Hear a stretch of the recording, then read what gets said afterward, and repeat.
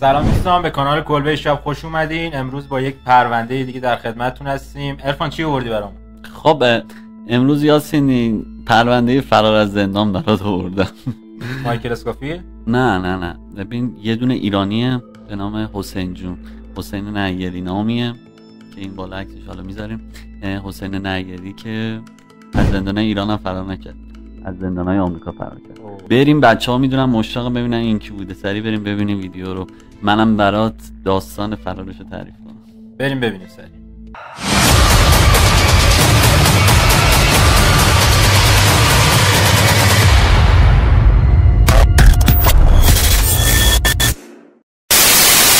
حسین نیری یک شهروند آمریکایی متولد شده در ایران که در آمریکا به عنوان عضو نیروی تفنگدار آمریکایی در ارتش خدمت می‌کرده و البته این داستان فرار از زندان چند سال بعد از خروجش از ارتش اتفاق افتاد.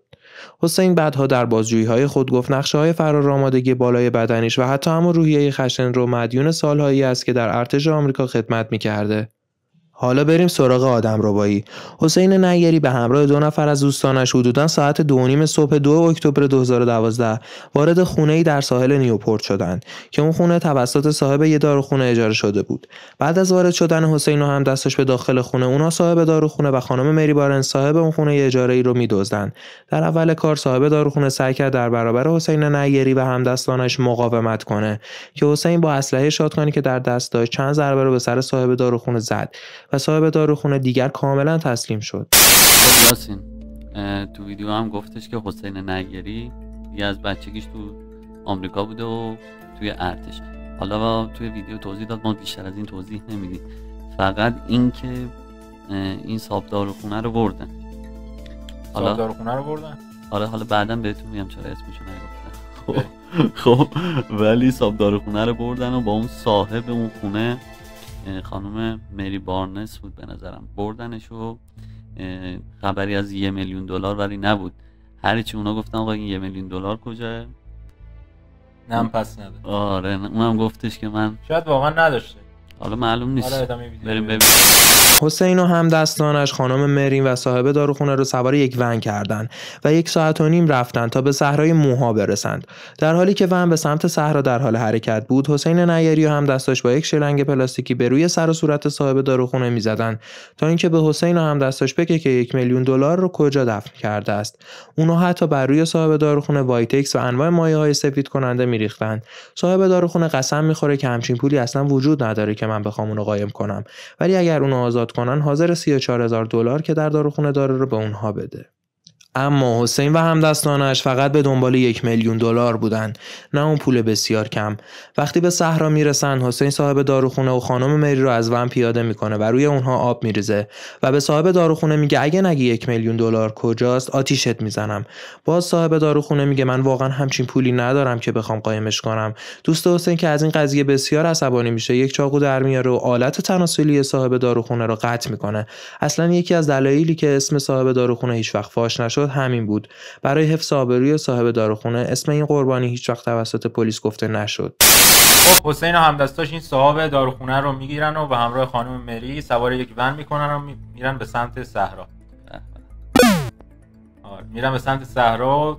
تو ویدیو گفتش که با شلنگ میزنن سیاه و کبودشون میکنن، آب میریزن روشون، وایتکس میریزن، کلی مواد میریزن روشون که لو بدن $1 میلیون کجاست. ولی خبر از $1 میلیون نبود دیگه. خب خیلی هم اینجا نشون داد که حسین همدستاش عصبانی بودن، خیلی بسیار عصبانی بودن. منم $1 میلیون میدونستم تو کمینه، ولی عصبانی تر از این بوده. ولی حسین بد کاری به سر صاحب داروخونه دادن. چیکار کردن؟ اونجاشو بریدن. آره این دوست حسین نیری خیلی عصبی شد و متاسفانه آره به خاطر همینم پلیس گفت توی ویدیو، به خاطر همینم پلیس اصلا اسمشو اسم صاحب داروخونه هیچ وقت فاش نکرد. خوبه فاش نکرد به خاطر اینکه یه بنده خدا تا آخر عمرش نمیتونه. البته بچه هم نداره که آبروش بره. آره حالا بریم ادامه ویدیو. بعد دوست حسین نیری اون چاقو رو پرت میکنه تو گوشه ای از صحرا و به خانم مری میگه اگر تونستی این چاقو رو پیدا کنید شاید جنازتون به جاده برسه، اگر هم نتونستید پیداش کنید با گرگای صحرا خوش بگذرونید. و بعد حسین و همدستاش که دیگه مطمئن شده بودن از پول خبری نیست، اون 2 نفر رو دست بسته تنها در صحرا ول میکنن میرن. بعد خانم مری که چشم‌بند به سرش بسته بودن، حتی دست و پاهاشو با یک بسته پلاستیکی بسته بودن، تونست چاقو رو پیدا کنه. وقتی چاقو رو پیدا کرد موفق شد بسته پلاستیکی پاهاش رو باز کنه، اما بسته روی دستاشو نه. بعد خانم مری بدون اینکه دست و پای صاحب داروخونه رو باز کنه خودش شروع به رفتن به سمت جاده کرد. خانم مری 1.5 کیلومتر راه رفت تا تونست بالاخره به جاده برسه. خوشبختانه معاون کلانتر منطقه خانم مری رو در جاده پیدا کرد و مری قضیه رو توضیح داد و اونها به همراه یک تیم پزشکی بالا سر صاحب داروخونه حاضر شدند و اونو به بیمارستان انتقال دادن. خب یاسین، اون رفیق حسین اون چاقو رو یه جا ول کرد و گفتش که بگرد و پیداش کنه اگه تونستی، وگرنه که شب دیگه معلوم نیست چی سرتون بیاد اینا. بعد بارنس پیدا میکنه ولی نامرد خودشو فقط نجات میده، اونو ول میکنه. حالا اونم خونریزی شدید داشته دیگه. صاحب داروخونه میمونه؟ آره صاحب داروخونه رو نگه میداره. حالا دیگه خلاصه میره تو جاده، پلیس رو پیدا میکنه. تو گفتش تو ویدیو نمیخوایم بگیم به بچه‌ها، ولی پلیس که تحقیقات شروع میکنه به یه آقای میرسه به نام آقای هنری. حالا بریم ببینیم هنری کی. پلیس که تحقیقات خودش رو بر روی پرونده آغاز کرده بود، در تحقیقاتی از یکی از همسایه‌های صاحب داروخونه متوجه شد در روزهای قبل از آدمربایی یک ماشین همیشه در نزدیکی داروخونه بوده و انگار حواسش به مغازه داروخونه بوده. همسایه که به این ماشین شک میکنه شماره پلاک ماشین مشکوک رو برمی‌داره و بعداً اون شماره رو به پلیس میده. همین سرنخ باعث میشه پلیس موفق بشه کاین هنری 40 ساله رو دستگیر کنه. در بازجویی‌هایی که از هنری شد، او به پلیس گفت که اون یک فروشنده ماریجوانا به صاحب داروخونه بود. زمانی که هنری در لاس وگاس بوده، صاحب داروخونه به هنری زنگ میزنه و در قمارخونه وگاس با یکدیگر ملاقات میکردن. به احتمال زیاد هنری در قمارخونه متوجه میشه که صاحب داروخونه چقدر پول داره و این اطلاعات رو به نیری و همدستاش میده و اونا هم نقشه دزدی رو میریزن. حالا رابطه هنری با حسین و همدستاش چیه؟ طبق گفته‌های پلیس حسین و هنری با همدیگر هم کلاسی بودن. البته بازجوی پرونده در هنگام بازجویی از هنری به اسم حسین نیری شک میکنه و انگار این نام براشون آشنا بوده. انگار در 26 سپتامبر سال 2012 تقریبا 1 ماه قبل از آدمربایی، پلیس ساحلی نیوپورت توی یکی از تعقیب و گریزا به دنبال نیری بودن. پلیس قبل از اینکه اونو شناسایی بکنه حسین فرار میکنه، اما نیری ماشینش رو در گوشه‌ای رها میکنه و میره. دادستان گفت ماشین حسین نیری یک شورلت تاهو بوده که در دست پلیسه و پلیس هنوز در حال بررسی این آدمرباها و این ماشینه، بلکه بتونه سرنخی به دست بیاره. خب یاسین، هنری کی بود آخه؟ خب هنری همون رفیق حسین بود دیگه که اونجا یارو رو بدبخت بریده بود فکر کنم. نه اون نبود. اون نبود. خب پس یکی از رفیقای دیگه شد. این مری که به پلیس خبر میده، پلیس هم تحقیقات شروع میکنه. میره به داروخونه و میفهمه که ماشین هندی اونجا پارک بوده و از طریق پلاک و اینا میفهمه که این هندی همکلاسی حسین هم بوده. حالا دیگه میرم پیش بزنی دستگیری و بریم ادامهش. کورتنی شاگریا همسر سابق حسین نیری بود. او در رشته حقوق تحصیل میکرد. موقعی که کورتنی سعی میکنه هر جور شده ماشین توقیف شده رو از دست پلیس بگیره، پلیس که متوجه ارتباط او با حسین نیری میشه، با هر ترفندی میشه کورتنی رو مجبور میکنن تا با پلیس همکاری کنه. بعد از ماجرای آدمربایی و دزدی از صاحب داروخونه، حسین نیری به ایران فرار کرده بود و برای آمریکا نشد بود که بتواند حسین رو از ایران به آمریکا بیاره. اما رابطه حسین با همسرش به ضرر حسین تموم شد. خب عرفان، یاسین میگم قبل از اینکه حالا ادامه ماجرا رو بریم بچه‌ها، اگه واقعا دارم به بچه‌ها میگم اگه واقعا تا اینجا خوششون اومد از ویدیو، این حتما لایکو بزنن. آقا بکوبین لایکو، خستگی در بره از تنم. آره لایکو بکوبن، سابم بکنن. اگر واقعا گفتی که این چه ویدیویی بود، سابو بکوب. خب یاسین، این آقای حسین نیری یه خانومی هم داشت به نام کورتنی به نظرم که همه چیز از این بنده خدا شروع شد که تونست حسین اصلا رو بره. حسین بعد این داستانه اصلا رفت ایران دیگه، رفت ایران و 1 سال ایران بود و اینا. کورتنی یعنی پلیس هنوز بهش نرسیده بود که این تونست بره ایران؟ نه دیگه هنوز بهش نرسیده بود. این دیگه فرار رو زده بود دیگه، سریع تا فهمیده بود این بنده خدا بریده. بعد گفتش که سری بعد برم و اینا. رفتش آقا، خلاصه رفتش ایرانو. اما دیگه چه بگم برات که پلیس میفهمه و اینا، پلیس میگیره کورتنی، میگه که آقا تو اومدی دنبال فلان چیز، اومدی دوربین. حالا تو اون دوربینی که تو ماشینش پیدا کرده بودن از داروخونه یه سری تصویر ضبط کرده بودن، از داروخونه یه سری تصویر ضبط کرده بودن و اونا هم الان مشکل اینو داشت که پلیس فهمیده بود که این کورتنی حالا اومده دنبال ماشین، یقینا یه نسبتی با حسین نیری داره و میگه که مجبوری با من همکاری بکنی. حالا بریم ببینیم. کورتنی که کلا با خانواده حسین قطع رابطه کرد، بعد از فوت عموی حسین نیری برای مراسم خاکسپاری به اسپانیا رفت تا بتونه دوباره با خانواده حسین ارتباط بگیره تا به گفته پلیس بتونه اعتماد حسین رو جلب بکنه و اونو تحویل پلیس آمریکا بده. حسین نیری که حدوداً 1 سالی بود که در ایران بود از کورتنی پیامی دریافت کرد و کورتنی ازش میخواد که رابطه‌شو مثل قبل بشه و بیاد کشور چک که همدیگه رو ببینن. بعد از رسیدن حسین نیری به فرودگاه کشور چک، او بلافاصله توسط پلیس این کشور دستگیر میشه، به 5 سال حبس به جرم آدمربایی و تهدید محکوم میشه و یه دوره روانکاوی هم مجبورش میکنن شرکت کنه. کورتنی و حسین نیری از نوجوانی با هم دوست بودن، یه جورایی به هم دیگه علاقه داشتن. البته این موضوع رو کورتنی از خانواده خود پنهان میکنه حتی بعد از اینکه ازدواج میکنن. البته در دوران ازدواج رابطه کورتنی و حسین اصلا خوب نبوده. حتی چندین بار کورتنی به دادگاه درباره خشونت حسین شکایت کرد که البته با چند جلسه مشاوره و جریمه از طرف دادگاه تبرئه میشه و بعد از اینکه این اتفاقات داروخونه و آدمربایی پیش میاد، کورتنی ترسیده بود که حسین یه بلایی سر خانواده‌اش و خودش بیاره. برای همین کورتنی با پلیس برای دستگیری حسین همکاری کرد.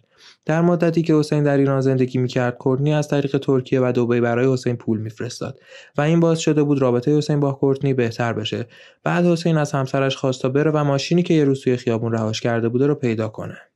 موقعی که کورتنی پیگیر پیدا کردن ماشین میشه، پلیس هم منتظر همچین فرصتی بوده تا بفهمه چه کسی به دنبال ماشین میاد تا بتونه از طریق اون حسین نیری رو دستگیر کنه.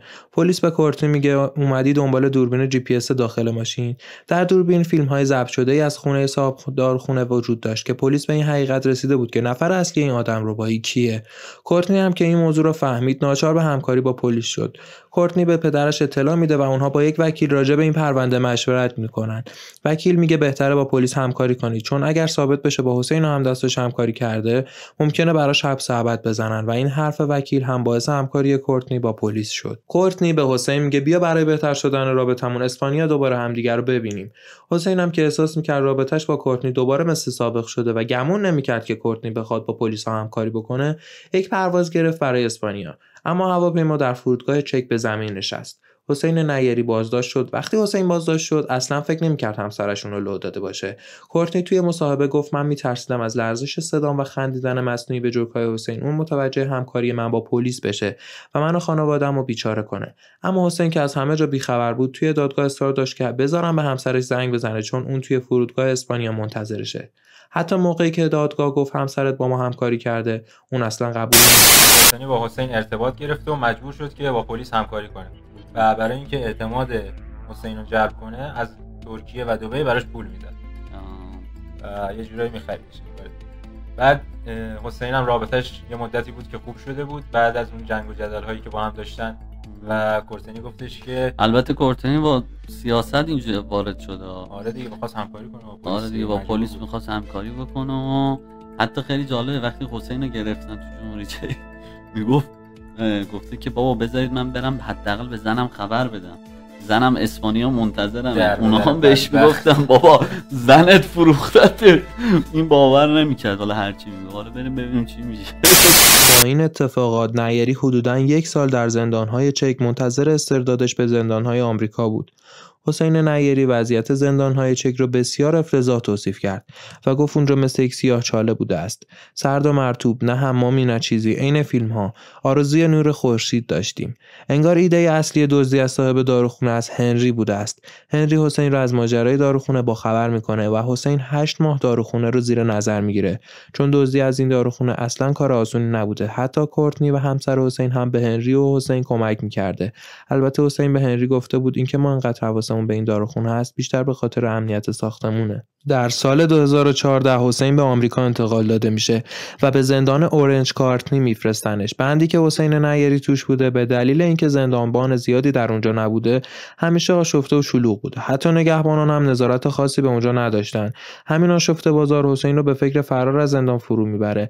کورتنی بعد از اینکه حبس حسین نیری قطعی میشه خیالش راحت میشه و به طور غیابی طلاق میگیره و 2 سال از زندان حسین میگذشت که به همراه دوستانش جاناتان و بنگتون چند هفته‌ای رو روی فرار از زندان فکر کردن. البته حسین توی مصاحبه‌اش گفت فرار از زندان آنچنان کار آسونی نبوده چون اصلا نمیتونستن به طور برنامه‌ریزی شده عمل کنن. اما یک چیز بسیار عجیبی وجود داشت. حسین هم دستش به پشت بوم بالای زندان دسترسی داشتن. حتی فیلم‌هایی رو از پشت بوم زندان پخش کردن. حتی حسین به ابزارهایی که برای فرار نیاز داشت دسترسی داشت و حتی تلفن همراهی که فیلم فرار رو باهاش ضبط شده بود از افرادی خارج از زندان گرفته بود. خب یاسین بعد اون 1 سالی که سپری کرد توی آلاچک دیگه انتقالش آمریکا و دیگه توی زندان اورنج کارتری نمیدونم همچین چیزی بود به اون زندان انتقال دادن ولی اون زندان از شانس خوب حسین چیز بود خیلی بی‌در پیکر بود. یعنی تو اون جایی که سلول عجیبه برای آمریکا اینقدر زندانش. آلکاتراز تو آمریکا بود دیگه آره آلکاترا هم اونجا اینقدر بی‌در پیکر اونجوری. حالا از آلکاترا هم یه ویدیو دارم بهت میگم اونم اونجوری نبوده زیاد. ولی خب خیلی جالب بود که دیگه حالا چون بی‌در پیکر بود دیگه حسین نقشه فرار کشیده بود. خیلی جالب بود تو این فیلمایی که الان توی ویدیو هم میذاریم پخش شده حسین میرفته بالا پشت اونجا فیلم میگرفته و هزار تا کار میکرد. حالا ببینیم چی شد اصلا فرار چجوری شد و کیا بهش کمک کردن. با این ابزار نیری شروع به بریدن دریچه کنار تختش و بریدن میله هایی کرد که به بالای پشت بام زندان راه داشت. البته در این کار نباید از نقش خانم نوشافرین رواقی بگذریم. این خانم ایرانی تبار توی زندان معلم زبان بوده. حسین برای نزدیکی به این خانم و اجرای نقشه فراری دوره 240 ساعته زبان با این خانم برمی‌داره. در صورتی که حسین اصلا مشکل زبان انگلیسی نداشته. حسین هم با گفتن اینکه زنم به من خیانت کرده و من مجرم نیستم، اینو همه دروغ و مشکلات بچگی که داشته، خانم معلم رو متقاعد میکنه که بیگناهه. در گزارشات پلیس هم اومده که گوشی و ابزاراتی که حسین داشته برای فرار از زندان رو خانم نوشافرین به نیری داده بوده است. حتی گفته میشه نقشه زندان که مهمترین عامل برای فرار حسین بوده رو خانم رواقی به دست حسین رسونده بود. سوالی که پیش میاد اینه که چجوری اصلا گوشی و این هم ابزار داشت؟ همونطور که گفتش عرفان و تو ویدیو دیدین خیلی زندان بی‌در پیکری بوده دیگه و یه معلم زبانی هم داشته با اینکه زبانش فول بوده. یه خانم نوشافرینی بوده، نوشافرین رواقی و معلم زبان حسین بوده. دیگه میریزن رو هم و دیگه مثل همون داستان مایکل اسکوفیلد که با یارو بهداشتی گرفته بود هم. ولی این گول میخوره یه جوری گول حسین نیری رو میخوره. میگه که من بدبختم، من بیچارم، زنم بهم خیانت کرد و از این چیزا. اونم دیگه یه جورایی راهو برای فرار اون هموار میکنه. میگه حتی نقشه فرارم، نقشه خود زندانم که مهمترین چیز واسه فرار حسین نیری رو هم دستش بوده. نوشافرین بهش داده. خود حسین بعداً توی بازجویی‌ها گفت که ما برای فرار یک سری وسایل ساختیم که واقعا نمیشد اونا رو ساخت، اما من و دوستام می‌خواستیم هر جور شده فرار کنیم. میگه حتی چند نفر از کسانی که نزدیک تخت ما بودن میدونستن که ما می‌خوایم فرار کنیم اما چیزی نمیگفتن. بالاخره زمان فرار رسیده بود. بعد از شمارش ساعت 5 صبح زندانیان، حسین و همدستاش به سلول برمیگردن. زمان رسمی فرار آغاز میشه. اونها دریچه تحویل رو کنار زدن و از کانال بالا رفتن و میله هایی رو که قبلا برش داده بودن کندن و به پشت بوم رسیدن. بعد از رسیدن به پشت بوم چند ملافه رو به هم گره زدن و از طریق لوله کنار ساختمون زندان اومدن پایین. اونها از ابتدای فرار خود تا انتهای فرارشون رو ضبط کردن و توی یوتیوب آپلود کردن. 16 ساعت طول کشید تا پلیسا متوجه شدن حسین و 2 نفر دیگه از زندانیان فرار کردن. خیلی جالب است. اصلا پلیس‌ها و زندانیان متوجه فرار حسین نمیشن. یک نفر که تو یوتیوب داشته ویدیو فرار حسین رو دوست داشت و میدیده مشکوک میشه و پلیس خبر میده و اونها تازه متوجه قضیه میشن. بالاخره لحظه فرار رسید و اینکه دیگه بعد از اون آخرین شمارشی که کردن بردن که یعنی حسینینا اون دریچه‌ای که بریده بودن دیگه آماده یه فرار شدن. ولی گنگستر واقعی ایرانیان بگو چرا؟ واقعا من آخه تو چرا داری فرار میکنی؟ ویدیو میگیری بعد میذاری تو یوتیوب. آره اینو من دیدم، گفتش که کل فرارشو ویدیو گرفته. حالا ما یه تیکاشو براش میذاریم، نمیتونیم کامل ولی یه تیکایشو براش میذاریم. آره خیلی جالبه کل فرارشو میان طرف بعد تو دنبال پول در آوردن هم بوده، تو یوتیوب آپلود کرده، تو یوتیوب آپلود میکنه و قشنگ به قول یکی از دوستان گفته بریم کنار گنگی نشین و بعد پلیس هم جالبه نمیفهمه، یکی که تو یوتیوب دیده فیلم اینا رو شک میکنه به اینا، شک میکنه بعد به پلیس خبر میده، پلیس سازی میفهمه به به حسین نیری جون. اینا نفهمیدن که نیست تو سلول حسین. اصلا خیلی جالبه دیگه، داره میگه که بعد از اون شمارشی که 5 صبح دقیقاً انجام دادن اینا فرار کردن. بعد خیلی جالب بوده خود اینایی که باهاشون هم بودن آقا بغل تختشون بودن آمار ندادن، خیلی بامرام بودن خدایی. آدمشون گرم. بعد از فرار حسین و همدستاش پلیس سریعا پیش همسر سابق حسین میره و کورتنی به پلیس میگه قشنگ انگار کابوس این شب هم تعبیر شده و مطمئن باشید حسین میاد و منو میکشه. اما در واقعیت حسین اصلا به این چیزا فکر نمیکرد. حسین و همدستاش با یک تفنگ قلابی راننده تاکسی ویتنامی که آقای لانگ نام داشت رو مجبور به همکاری با خود کردن. حسین رو دوست داشت با همون تفنگ قلابی کل شهر رو با اون راننده تاکسی گشتن. همراه دستیاراش و دوستاش. بعد اونجا بود که کورتنی زنش گفت یا اول فز این فرار کرد الان میاد بالا سر ما از این چیزا، ولی نرفت بالا سرش، اون داشت میخواد دنبال اشغال خودش بود و ببخشید راننده تاکسی و که آقای لانگ نام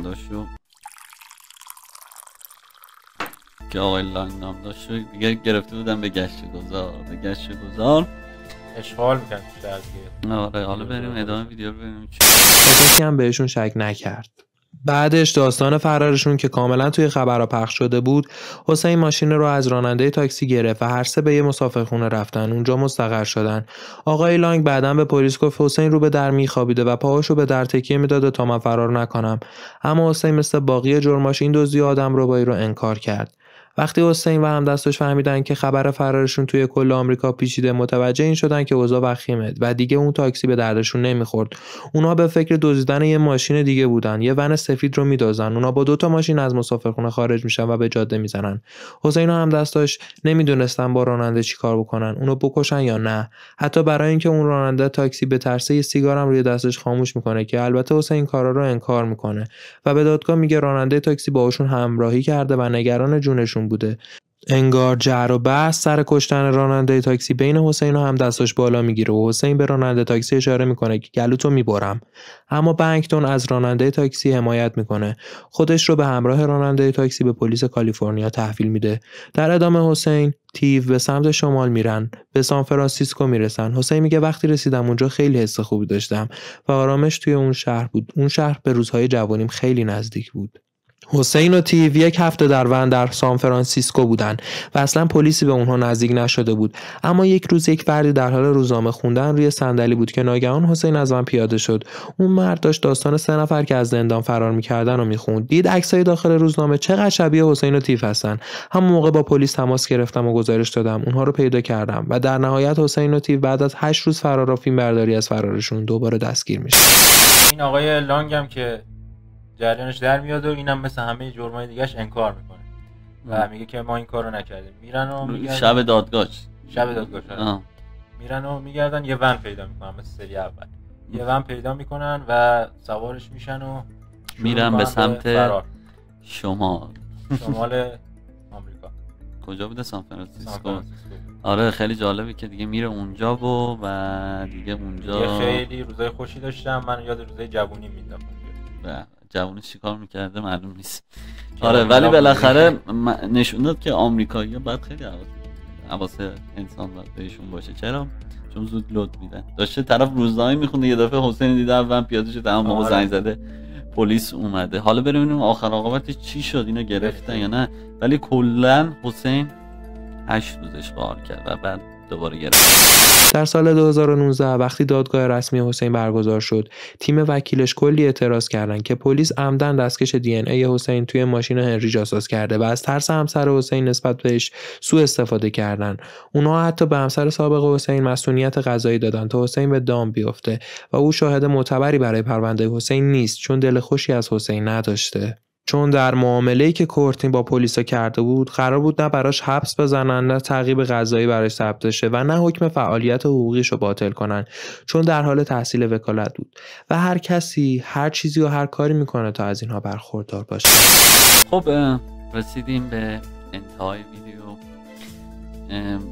یا یاسین حسینی که بردنش دادگاه، یاسین وکیلاش معترض بودن، گفتن آقا شما به قصد اومدید یه دستکشه که DNA حسین روش بوده رو انداختین تو ماشینی که کورتنی بره خودش برداره و بعد او اصلا کورتنی صلاحیت اینو نداره که بخواد به عنوان یه دونه چه میدونم شاهد باشه. چرا؟ چون معترف شما یه مسئولیت قضایی داشته که آقا باید همکاری کنه. آره باید همکاری بکنه و اینکه نمیتونه بگیرینش اگر هم همکاری از طرف دیگه انگیزه شخصی داشته خودش و حسین لج بوده دیگه. آره دیگه. حالا این پرونده حسین هم پرچم ایرانی‌ها رو نمیدونم برد بالا یا نه، با اون برد بالا چسبوند سقف پرچم دیگه. اصلا با اون کاری که با اون صاحب داروخونه کرد حالا اون حسین نکرد. آره دیگه دست داشت. ولی کلا میخواد بگه که ایرانی‌ها مغز متفکری بودن، چون مغز متفکر این فرارم خود حسین بوده که تونسته با نقشه‌هایی که حالا ریخته از یکی از زندان‌های داشت. حسین مرد یا نه؟ اعدامش کشیدنش بالا یا نه؟ نه بابا هنوز تو زندانه. من طبق آمار آخری که داشتم این بنده خدا که هنوز تو زندانه و این سری دیگه نتونسته فرار بکنه. من میگم که تا پرونده فرار بعدی حسین نیری بچه‌ها سابسکرایب کنن، حتما لایک کنین، لایک ویدیو رو آقا بزنین دیگه، اذیت نکنین. آره چون انگار لایک نزنی یوتیوب میپرونه سابا رو. ما الان خودمون خیلی ساب داشتیم. کامنت انگلیسی هم بزنین و تا آخر ویدیو اگه لایک کردین نگاه کنین ببینین لایکتون مونده یا نه، چون واقعا میپرونه و خیلی موزه شده دیگه. اگه واقعا شگفت زده شدی سابو بزن. اینم خاموش شد. اشکال نداره، میریم سابو بزن و اینکه دیگه خستتون نمی‌کنیم تا یه پرونده حل نشده دیگه بترون.